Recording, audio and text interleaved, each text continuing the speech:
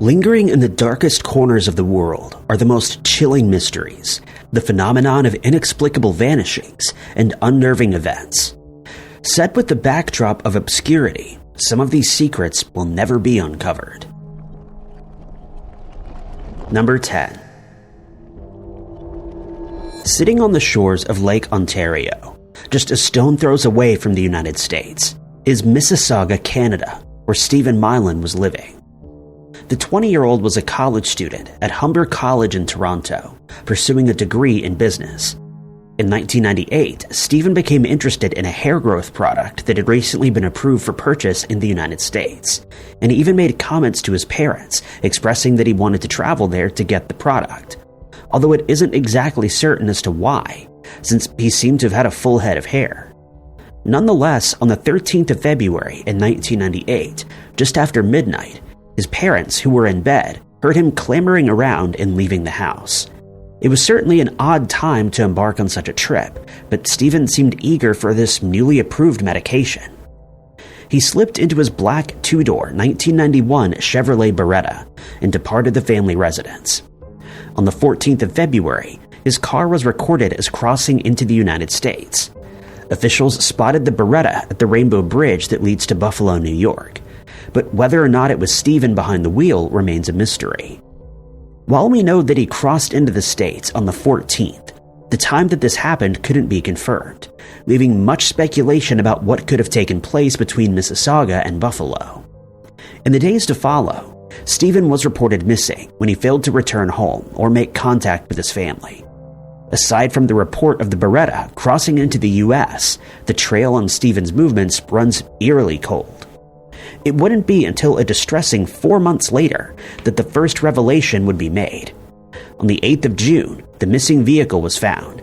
It had been parked on State Route 64 in Flagstaff, Arizona, stripped and abandoned.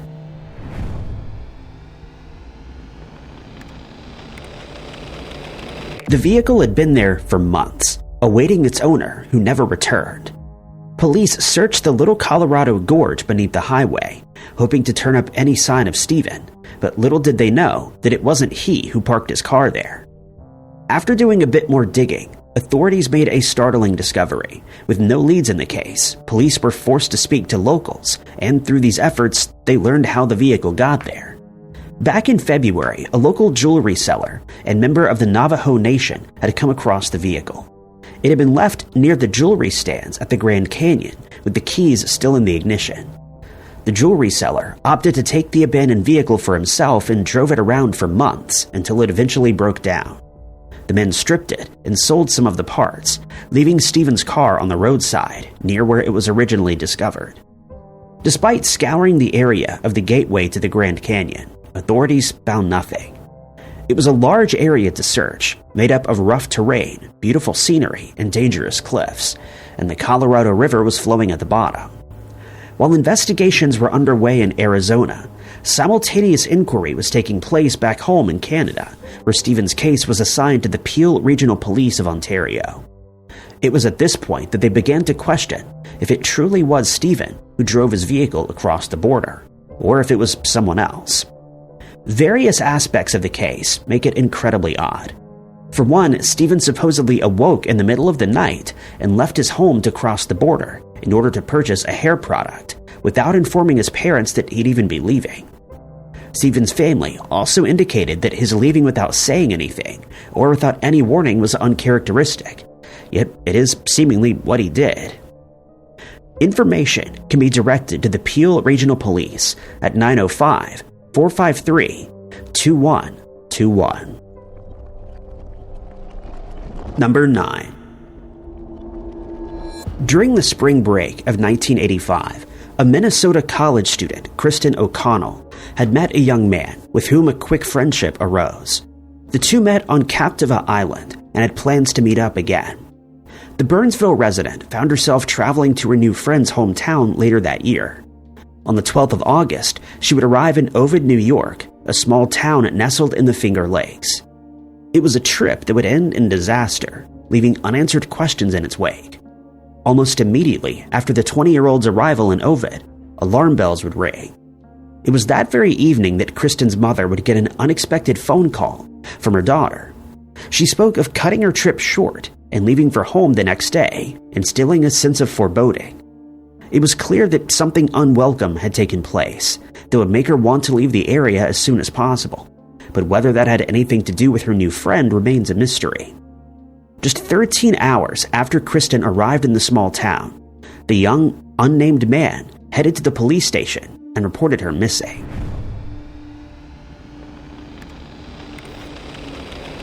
The man alleged that the evening before, at around 11:30, Kristen walked off into the darkness, leaving the man's trailer and walking alone down an unlit road. Oddly, she allegedly left the area wearing no shoes and leaving her purse behind. Although this is something she'd done a few times since her arrival, the young college student was unfamiliar with the area, and getting lost would have been easy. But that wouldn't be the worst thing that could happen. There were unseen entities, unknown individuals, and eerie-looking locals lurking in the shadows, unbeknownst to her. Despite her call to her mother with claims that she'd be making her trip home the day after she arrived, Kristen never did this and remained there instead. 2 days after having come to Ovid, she would vanish. And 2 days after that, a harrowing discovery would be made. On the 16th of August, a team of local firemen would happen upon the rain-soaked body of the missing woman. Disturbingly, she'd been left in a nearby cornfield, located just a quarter of a mile away from the trailer that she was staying at. She had sustained multiple injuries. Her throat had been carved right across, and Kristen sustained multiple wounds to her body that were inflicted with the sharpened blade. It was clear that she hadn't just wandered off and gotten lost. She'd been slain by someone unknown. An autopsy would soon confirm that she had no intoxicants in her system, nor had she been the victim of any other form of assault, aside from being fatally struck with a blade. It wasn't confirmed if the cornfield had been the scene of the crime or if Kristen had been moved there after the fact. There's no doubt that the scene was messy, one that was bound to have a fingerprint, a hair, or a strand of fabric, anything. But there was nothing. Even if investigators had found traces of DNA, the low-level technology of the time wouldn't have helped them. This ultimately left the ominous homicide of Kristen O'Connell an enduring mystery more than 30 years later. Number 8. During a very controversial period that continues to play a role in Japanese politics, something strange was afoot. Amid the Allied occupation between 1945 and 1952, 3 mysterious episodes would take place that saw 10 mortally wounded and several others injured. These 3 events are among the most infamous mysteries to have taken place during the tense summer of 1949, and have even earned themselves a name, the JNR 3 Great Mysteries. It all began in June of that year when the first president of the Japanese National Railway was announced. It was Sadanori Shimayama, a Hyogo native known for his diligence. Just a month after he was named president of the railway, something mysterious and disturbing would take place, an event that would set off a chain reaction. It was 9:37 a.m., the 5th of July, when Shimoyama got out of his car in front of the Nihonbashi Mitsukoshi department store, instructing his driver to wait there. The president, though, would never be emerging from the store, nor was he ever heard from again. But someone matching his description was reportedly spotted several times throughout the day, an allegation that remains unconfirmed. The very next day, at 12:30 a.m., sprawled across the train tracks was a severed body. It was Shimoyama lying across the tracks of the Joban line, which lies between Kitasenju and Ayase Station in northern Tokyo. His passing was certainly a mystery. Questions abound as to whether Shimoyama was met with an unfortunate accident, or if something more sinister was at play here. Following an autopsy, it seemed that there was. Medical Inspector Shinosuke Yasushima examined the body at the scene and was able to confirm that he was deceased before being hit by the train. Police could never figure out who took Shimoyama's life, leaving his untimely end a mystery. It was just 10 days later that the next tragedy would strike, one that is most shrouded in mystery. It was the 15th of July when an unmanned 63 series train came chugging along the tracks, but something was unknowingly wrong. The operating handle had been tied down. The unstoppable train dashed across the tracks and drove straight into the Mitaka station, claiming 6 lives and injuring 20 more. Fingers were pointed at members of the National Rail Workers Union who were allegedly upset by cutbacks. 10 people from the organization were thereby arrested and charged with sabotage, but only one man ever admitted to the crime. The conductor, Kisuke Takeuchi, claimed that he'd been sabotaging the trains, but this was a false confession. Evidence that was present in court later came to light that Takeuchi had been in a communal bath at the time of the Mitaka incident, but it was too late. The judges ruled that he had planned and executed the sabotage by himself. But the event remains a mystery following the discovery of his airtight alibi. No one knows who caused the train wreck or why Takeuchi would take the fall for it. The third distressing event and second major derailment in 1949 came in the middle of August. The C511 steam train was running between Kaneyagawa and Matsukawa Station in Fukushima when it unexpectedly overturned. When the accident was investigated further, it became clear this was another sabotage. The nuts and bolts on the track joints had been loosened, and some of the railroad spikes were intentionally removed. In the first trial, through coercive tactics, police obtained 20 guilty pleas, which would be reduced to just 4 in the second trial, and in 1961, all defendants were acquitted. In 1969, those who'd been charged with the Matsukawa incident won government compensation for being wrongfully accused. But the incident remains a mystery today, along with the other 2 strange events. Number 7. With hopes of becoming a computer programmer, Robert Louis Christian became a freshman at the University of Wisconsin-Madison. The 18-year-old spent his summer in 1977 working for the city parts department. He wanted to save up some money for school and was excited about the future. But things would take a mysterious turn that September, leaving behind an enduring mystery. It all began on the 16th, a Friday, when Robert made last-minute plans to spend the weekend with a family friend, Randy Griffith. Robert would drive over to Randy's place in Baraboo that evening, and the following morning, the two would journey together to Baraboo Bluffs with the intention of bow hunting. That Friday afternoon, he sat down for dinner with his family and then began packing. He loaded clothes and hunting equipment into his Hornet station wagon and drove off at 5:30 p.m. Before heading to Baraboo, Robert needed to make a few stops and run some errands.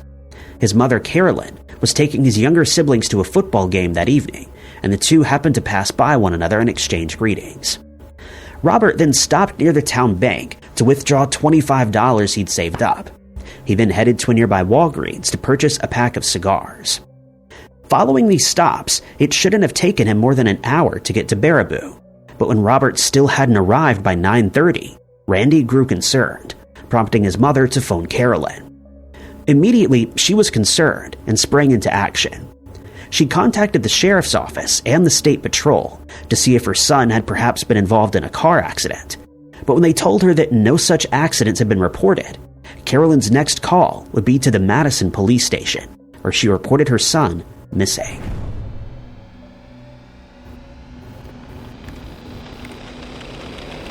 Carolyn was told that she could only file a report the following day, information that was not well received by Lewis, Robert's father.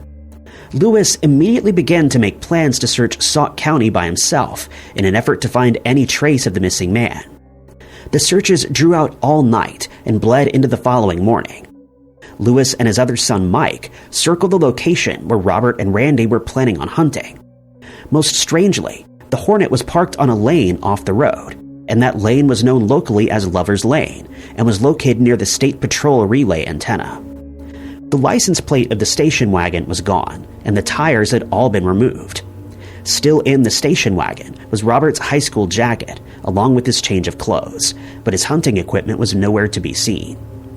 No signs of a struggle were readily apparent, but it was clear that something ominous had taken place here. Following this discovery, a major investigation was launched in an effort to figure out what happened to the missing man. National Guard helicopters whirred overhead, searching open fields and finding nothing. Bloodhounds were able to pick up on a scent near the car, but lost it when they reached Tower Road. With no traces hinting at Robert's possible whereabouts, authorities began appealing to the locals. One individual claimed to have spoken to someone matching his description in the Duffrey Glen area. According to her, the young man had been looking for a friend, but thought he must be in the wrong place. That same witness watched as he headed east. Authorities fingerprinted the car and found one that may not be a match to any of the Christians, but no further information regarding this aspect was released. After further investigations of the car itself, police found that whoever stripped it had done so using a very unusual method. The tires were removed without the use of a jack. Most strangely, the hubcaps and the 4 tires would later be located. They were thrown into a quarry near the Badger Army ammunition plant. Police were able to determine that the Hornet's tires were used to replace another unknown vehicle's tires, but they couldn't determine if the stripping of the station wagon had been connected to the disappearance, or if it was a separate crime. Information regarding the disappearance of Robert can be directed to the Sauk County Sheriff's Department at 608-356-4808. Number 6. It was the spring break of the students of Morehead State University in Kentucky. It was here that Scott Allen Hilbert was studying for his music degree in percussion. It was a spring break that the 18-year-old would never return from. The ominous details and strange evidence that led nowhere make this case particularly astounding. Fingerprints with no matches, missing number plates, and a man who would never be seen or heard from again. Scott had headed to Milford, Cincinnati, Ohio, in March of 1988 during his spring break. He was home for the holiday, visiting his parents, who would never have expected their son to enigmatically disappear as he did. It was the 13th of March when his parents arrived home from work, only to find a note stuck on the refrigerator. It was from their son, who stated that he was heading to the Ohio State University campus in Columbus, Ohio, 2 hours away from home. There, he'd visit some friends and stay for a few days, but whether or not he made it to Columbus remains unknown. Scott's friends claimed that they hadn't seen him that day, so it couldn't be confirmed if he made it to the area at all. What was certain was that Scott didn't arrive at Ohio State, and he was never seen again.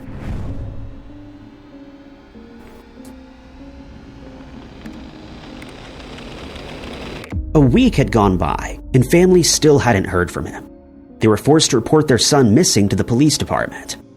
In their report, it was indicated that Scott had possession of the family car, a black 1984 Ford Tempo with the Ohio license plate 807 JPF. The mystery would only deepen 2 weeks later with the discovery of the vehicle, where strange details would begin to arise. It was on the 1st of April that the vehicle was discovered. It was abandoned near the Arizona-Utah border in the desert of the Beaver Dam Mountains Wilderness area in Mojave County, 27 hours away from Scott's home. Most strangely, it had been pushed over the cliff and became wedged in a Joshua tree.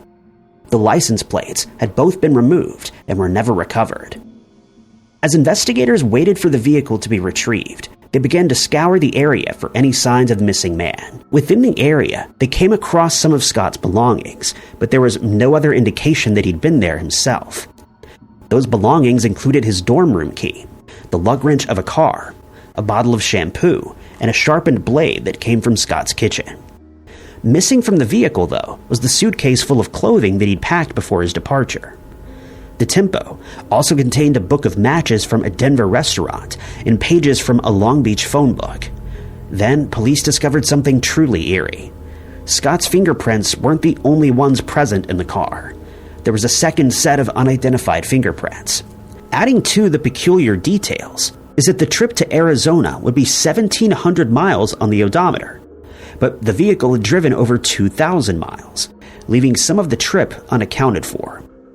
As these eerie details began to meet the public eye, several theories and rumors were sparked.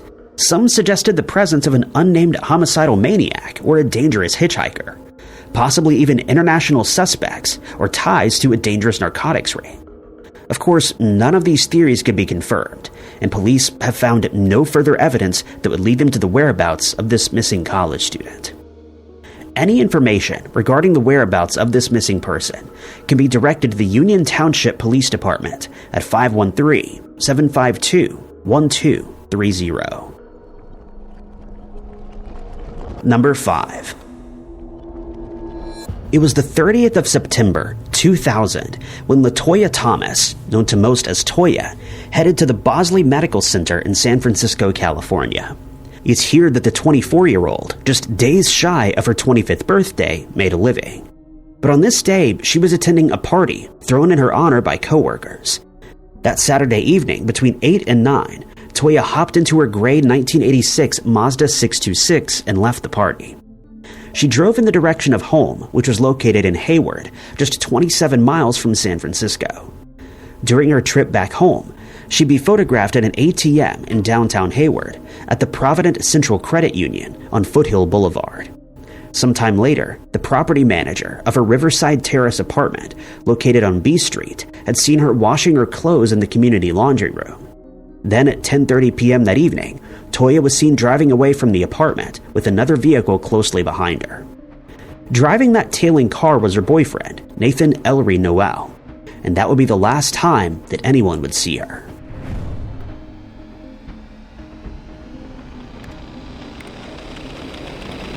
Initially, it was assumed that the couple had been heading to Nathan's mother's home, where their young daughter was staying. But it was later determined that the daughter would only be picked up the following day. But that day came and went with no sign of Toya anywhere. The following Tuesday, on the 3rd of October, one day after her birthday, Nathan reported his partner missing. While police found the entire ordeal to be suspicious, they didn't suspect that he was at all involved in Toya's sudden disappearance. As law enforcement began their investigation, they unexpectedly found Toya's Mazda abandoned not far from her home. It was located on the 900 block of B Street and had been spotted by an employee of the Bay Area Rapid Transit. The vehicle was unlocked, with her purse and license on the front seat, but the keys were missing. Despite the suspicious look of the scene, authorities couldn't find any indication of a struggle that any crime had taken place here. In fact, they had very little to go on at all when it came to Toya's disappearance. Despite an extensive search of the Hayward area, only a few clues presented themselves, none of which led to the missing woman's whereabouts. Years went by with still no sign of Toya or any tips that may lead to her discovery. Any information can be directed to the Hayward Police Department at 510-293-7034. Number 4. In 1963, Sergeant James Lee Haynes, a member of the Army, was living in Baltimore, Maryland, with his wife and children. He'd just wrapped up a tour of duty for the United States Army in Germany. It was the end of the year. Christmas was fast approaching, and James wanted to see his parents, who lived in Salisville, West Virginia. So on the 7th of December that year, he would leave his Baltimore home, Christmas presents in tow, and take them to the streets where he would ask for lifts from passers-by. Unfortunately, the 32-year-old husband and father would never make it to his parents' home. He wouldn't make it home in time for Christmas, and he was never seen again. Once he was reported missing to the authorities, an immediate search operation ensued. It didn't take long for law enforcement to make a sinister discovery, one that sent chills down their spines. As they were searching the road that James is believed to have traveled on, they discovered his chain nailed to a tree and a red-stained rag stuffed into its hollow, along with his billfold, but there was no sign of the missing sergeant anywhere. He was gone.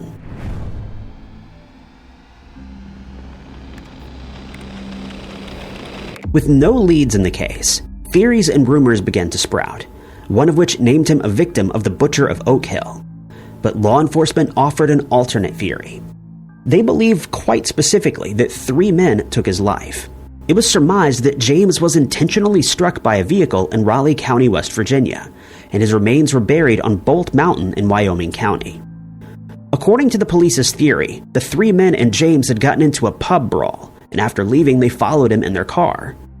The theory then states that he was struck by the vehicle and subsequently buried. The only support for this allegation was that the men were allegedly bragging about their crimes to others. The witnesses claimed that the men weren't sure if they'd successfully ended the man's life, but that they supposedly backed over him several times, placing him in the trunk of the car, and then they took him to Bolt Mountain. Those 3 suspects were William Lundy Trump, James Paul Cozort, and James Floyd Cox. In 1971, Trump was arrested and charged with the homicide, but released due to a lack of evidence. That same year, Kozor was also questioned and maintained that he didn't know anything about the disappearance. By this time, he'd moved to Oregon. Following Trump's arrest, police attempted to locate the third man, Cox, but they weren't able to find him. No evidence could be found that connected these three individuals to the eerie disappearance of Sergeant James Haynes, leaving his case an enduring mystery. Number 3. Camden Ann Sylvia and her partner Michael Sullivan were a happy couple. In November of 1997, the pair were living in a loft in the New York City borough of Manhattan. It's uncertain as to how long they'd been living there, but they were quite familiar with the area. The couple was so comfortable there that they would often head out on evening jogs together, and it would be this very routine that would take place on the 7th of November of that year. 54-year-old Michael and 36-year-old Camden headed out for their evening jog. The two were in the vicinity of the Pearl Street in Hanover Square. They then mysteriously vanished into thin air. Neither of them has been seen or heard from again. Camden's mother grew concerned when she headed over to their loft to find that they weren't there. The idea that they'd headed off to an impromptu holiday was quickly shattered when she discovered that everything was in place at home. Michael's keys, wallet, passport, and a rental video that had been left on the kitchen table were all there. All of these were indications that they were planning to return. Missing from the loft was a pair of running shoes, a set of house keys, and Camden's bag that she used to bring work home from the office. 6 days later, when the two still hadn't returned home, they were reported missing. Suspicions immediately fell on the landlord of the loft, Robert Rodriguez, with whom they were engaged in a dispute. It turned out that the landlord and the occupants bumped heads on more than one occasion. The apartment building, located at 76 Pearl Street, was owned by Rodriguez, who had recently declared a rent increase for his tenants. At the time, Camden and Michael were already paying $300 a month, and Rodriguez was demanding 10 times that amount. It was also alleged that he'd threatened to turn off the heat if the tenants didn't agree to pay the obscene increase. On the day of their disappearance, Camden had presented her landlord with a petition that had been signed by all the occupants of the apartment building, and it stated that they would all withhold rent payments if Rodriguez did follow through with that threat. Suspicions remained on Rodriguez throughout the investigation, with various search efforts yielding no results. Authorities could find no evidence that may point to the whereabouts of the couple, and following their disappearance, the landlord would disappear too. For 2 weeks, Rodriguez would stay out of Manhattan without explanation and return by the end of November with a hired lawyer in tow. Following his return, the suspect refused to cooperate with the authorities who were investigating the strange disappearance. Later that year, the landlord was arrested on an unrelated charge. He was charged with credit card fraud, tax fraud, and larceny. Adding another eerie layer to the case was that an associate of Rodriguez, David King, also mysteriously vanished. He was the co-defendant in a lawsuit with the landlord in the early 90s and disappeared from New York City when the two argued. King was never seen again, and it's believed he met with foul play. It remains unknown if the landlord was involved in the disappearances of Camden, Michael, or King, but no other suspects have been named in the case, and no arrests have been made. Number 2. What happened to Jan Andre Cotta? This is the question when it comes to the peculiar case of the 19-year-old from Wall Township, New Jersey. Jan was one of 7 siblings. Living on a rural property in the Allenwood section allowed the family to get some horses, which the young woman adored. In fact, Jan was an avid equestrian who'd accumulated several awards and was attending the Princeton Riding Academy. Described as a smart and accomplished individual, she didn't use narcotics or consume alcohol. In 1973, though, she did find herself in a sticky situation. She was pregnant and facing the difficulties of being an unwed mother, but no one even knew about it. Despite being far along in her pregnancy, Jan would never reveal the identity of the father, a key piece of information that may have stopped this mystery in its tracks. It would be that year, on the evening of the 26th of June, that she would enigmatically disappear.